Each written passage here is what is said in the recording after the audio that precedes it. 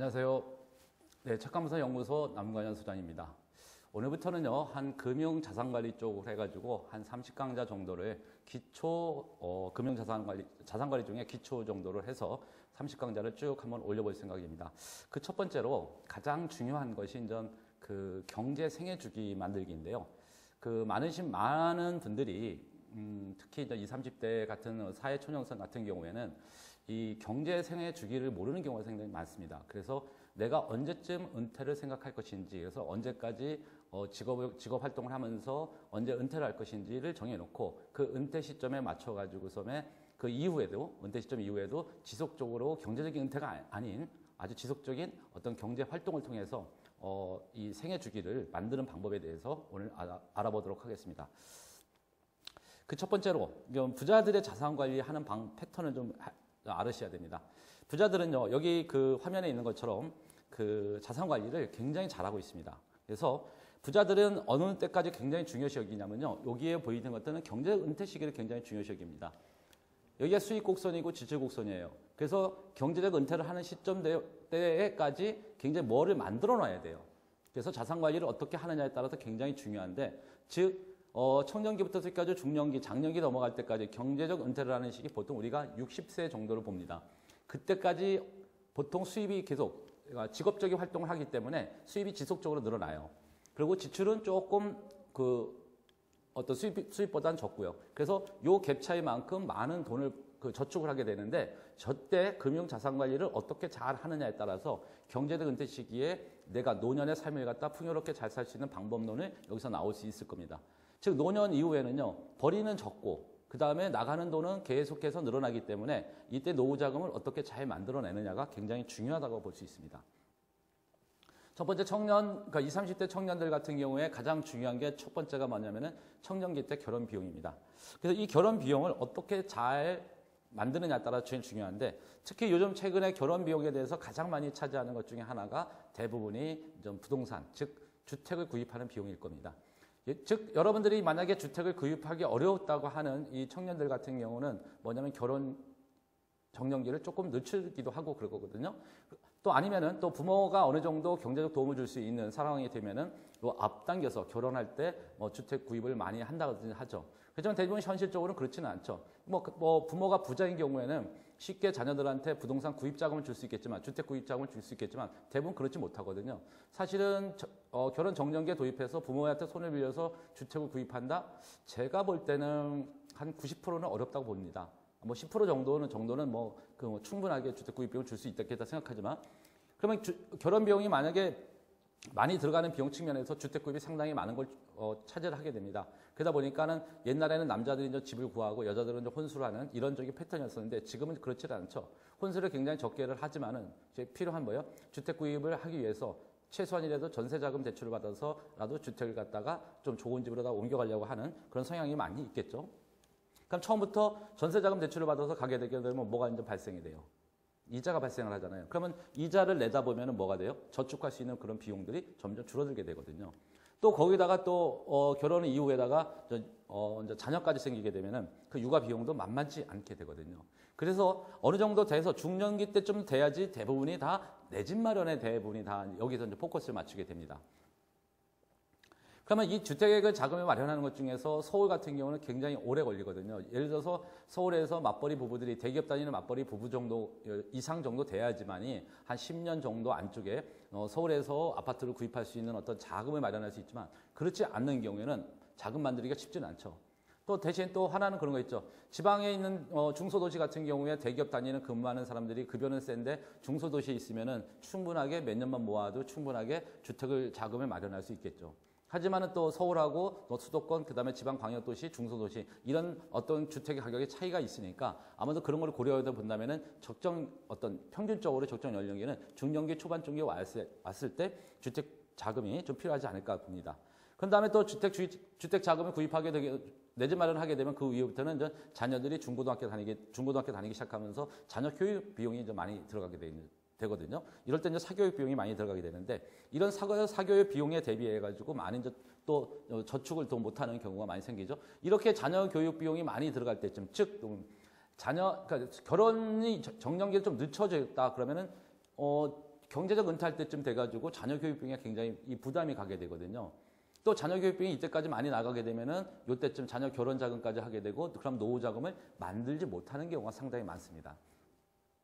그래서 보통 이 생애 주기 관리를 할 때, 생애 주기를 관리할 때 여기부터 시작해가지고 내 노후 자금까지 내가 자녀들을 갖다 결혼을 할 때 뭐 60대 중반이나 60대 후반, 70대 요즘은 결혼 정년기가 늘려가기 때문에 보통 부모들이 70대 때 자녀들의 어떤 결혼을 많이 하거든요.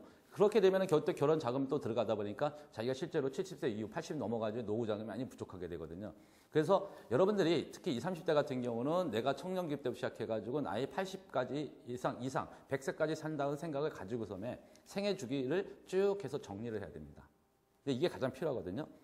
다시 한번 몇 가지 점검을 한번 볼까요? 인간의 욕구 충족, 의식주로만 만족할 수가 없죠. 자신이 원하는 생활을 갖다가 유지를 필요로 합니다. 특히 이런 부분에 대해서 평균 수명이 증가되죠. 80세에서 아니라 이제 지금 100세 시대이기 때문에 100세까지의 어떤 그 평균 수명이 증가된 것만큼 노후를 보내야 됩니다. 그래서 노후 자금이 상당히 많이 필요를 하게 되거든요.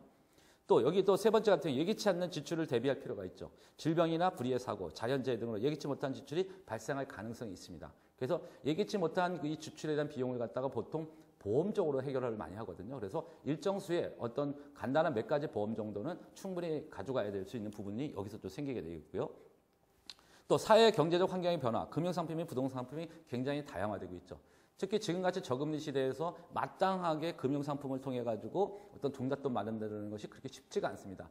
옛날처럼 금리가 높았을 때는 적금이라든지 이런 걸로 상품을 활용을 해가지고 내가 종잣돈을 만들어가지고 또 다양한 상품에 투자를 해서 자산을 계속 불려나가는 그런 패턴이었지만 지금은 저금리가 되어 있기 때문에 그런 또 혜택을 받을 수가 없거든요. 그럼 저금리일 때는 어떤 종류의 또 어떤 금융상품이라든지 또 부동산 상품을 선택해서 적절한 투자 타이밍을 잡고서는 들어갈 수도 있어야 되고요. 또 마지막 다섯 번째 보면 누구나 부자가 되고 싶어 합니다. 그러나 부자들의 마인드와 자산관리 기법은 배우지 못하고서는 지나치는 것이 굉장히 많습니다. 그래서 전체적으로 생애 주기를 갖다 어떻게 관리를 잘 하느냐에 따라 가지고서 뭐 한다? 자기 자신의 어떤 노후 생활을 잘 만들 수 있느냐 없느냐가 결정될 수 있다고 봅니다. 저는 뭐 보통 이런 금융 쪽에 강의를 하고 그럴 때는 보통 은퇴는 없다는 말을 굉장히 많이 합니다. 그래서 여기 써 있는 것처럼 오랫동안 다녔던 직장 혹은 직업을 그만두는 행위는 은퇴가 아니라 퇴직이라 한다. 그리고 노동 없이 고정적인 수입이 발생하지 않는 은퇴는 은퇴가 아니다.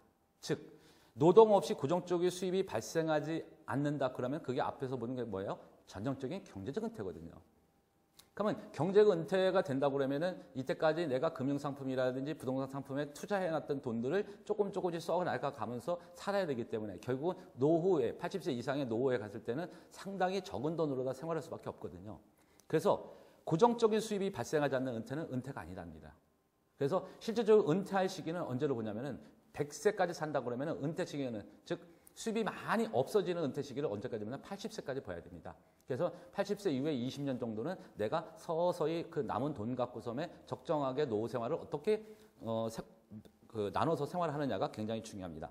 그래서 100세 시대의 변화, 미래를 준비하는 것들이 굉장히 중요합니다. 그 다음에 또 보통 나이가 60대 정도 돼가 직장인 다녀서 은퇴를 하게 되면은 특별하게 할 일이 없어요. 그래서 대부분 남자들이 많이 선택하는 것 중에 하나가 뭐냐면은 제2의 직업을 가질 때 생각하는 것들이 뭐냐면 굉장히 많은 것들이 경비원, 청소원 이런 쪽을 선택을 많이 하거든요. 하지만 앞으로 여러분들이 생각하다시피 우리나라는 굉장히 고령화 사회가 굉장히 빠르게 진행되고 있습니다. 그래서 고령화가 미래 산업의 판도를 바꾸게 돼요. 그래서 이런 고령화 사회의 미래 산업의 판도를 바꾸게 되니까 이런 점을 갖다가 우리가 어떻게 잘 활용하고 가느냐가 굉장히 중요하다고 볼 수 있습니다. 그래서 베이비부머 세대들이 즉 1960년대, 50년대 후반부터 60년대에 태어났던 이런 베이비부머 세대들이 생산 가능 인구의 주력일 때는 번성했던 산업인 전통적인 제조업과 내수 소비 업종은 크게 위축하게 될 수밖에 없습니다. 노령화 사회가 되면은 그만큼 소비가 위축될 수밖에 없거든요. 그러나 이런 노령화 사회에도 60대, 70대, 80대가 많아지는 이런 그 노인층에 대한 어떤 건강, 교육, 또 금융, 부동산 임대, 레저 등 고령화 밀접한 산업들이 상대 절대적으로 성장세를 보이게 될 수밖에 없습니다. 요거는 이쪽 그림은요, 통계청이 NH투자증권 해가지고 100세 시대 연구소에서 나왔던 우리나라 인구 구성 비율입니다.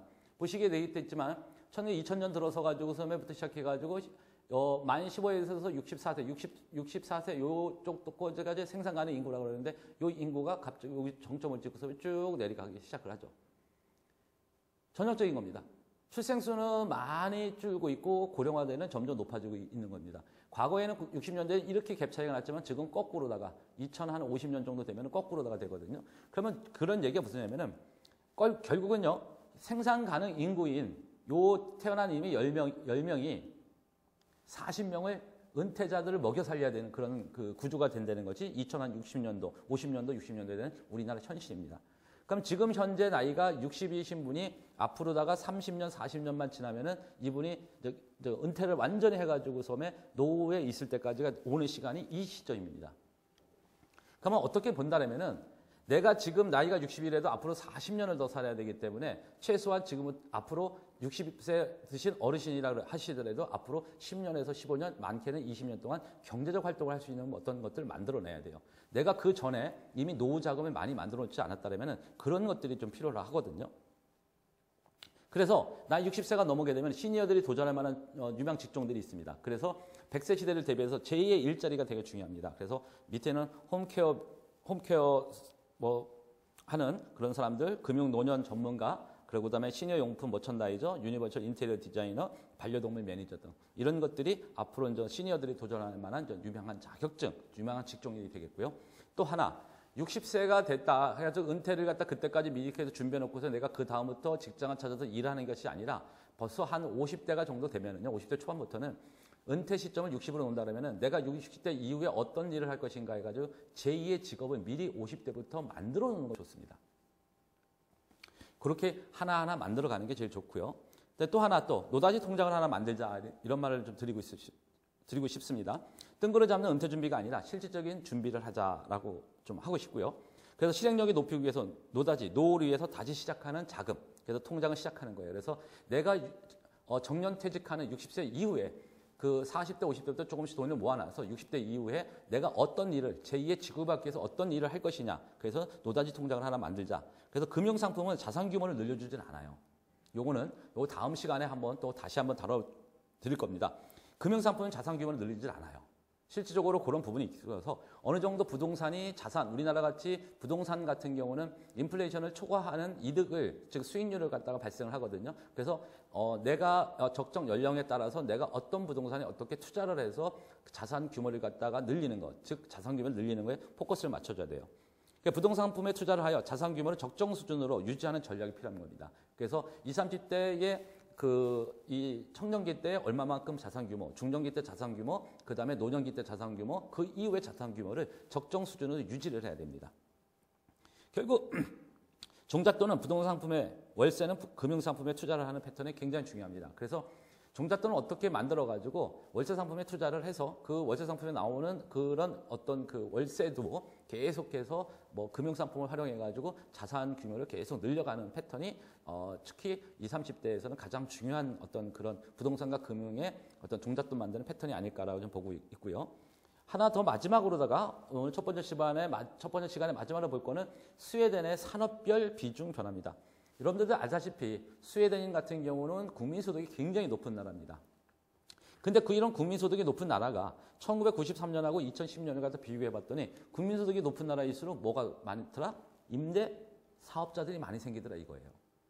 그럼 여기도 세금을 많이 내는 나라 중에 하나인데 직장에 다니면 스웨덴 같은 경우는 거의 50% 가까이 세금을 냅니다. 그래도 뭐냐면 임대 사업자를 하는 사람들이 굉장히 많아요. 왜 그러냐면은 그만큼 노후 생활을 갖다 편하게 하기 위해서 임대 사업 비율이 점점 높아지는 겁니다. 그 다음에 또 어떤 산업별로 보니까 또 뭐가 많냐면은 교육 건강 쪽이 좀 많아지기 시작합니다. 그래서 1993년보다 2010년도에 교육이라든지 건강 분야의 산업이 훨씬 더 많이 커지게 되고 있죠. 그리고 의외로 거꾸로다가 거주용 부동산 같은 경우 의외로 거꾸로 옛날보다는 93년보다는 2000년도에 더 줄어들고 있죠. 그래서 이게 이제 선진국형인데요. 선진국 같은 경우는 거주용 부동산을 갖다 좀 줄여버리고서는 그 나머지를 갖다 임대사업이라는 이런 것 쪽에 돌려서, 즉 소위 말하면 부동산의 그 어떤 임대상품 쪽에 돌려가지고서는 자산을 갖다가 좀 이렇게 좀 늘려나가는 거, 또 그리고 거기에 안정적인 월세를 기대하는 거, 이런 것들이 거의 대부분의 포커스입니다. 그래서 여러분들이 오늘 처음 전 시작하지만요. 요거 그림을 잘 생각하시고 보시면서 하나하나 어떤 그 부동산 자산 관리를 어떻게 하는지 또 금융 자산 관리를 어떻게 하는지 하나하나 알아가는 시간을 갖도록 하겠습니다. 요 끊고요.